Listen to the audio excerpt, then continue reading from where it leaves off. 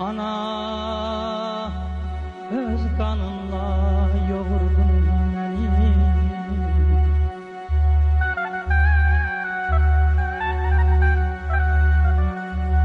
Ana öz kanınla yoğurdun beni. Sen mənə can verdin, terbiye verdin.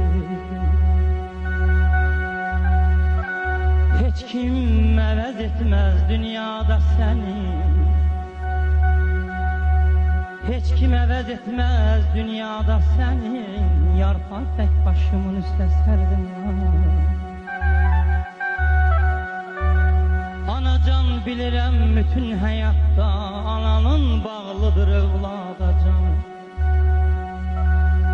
Hamının borcudur saxlasın yadda. Baladır ananın liqanı, baladır ananın liqanı. Məramın niyetin bulağdan durur. Uqarın sarsılmaz dağlar qurur. Kolumun qüdrəti, gözümün nuru. Şərəfim, şöhrətim, şanım sanana. Sən məni yaşadan canım sanana. Qurban olum sana. Təzəcə dil açır, ayaq açır.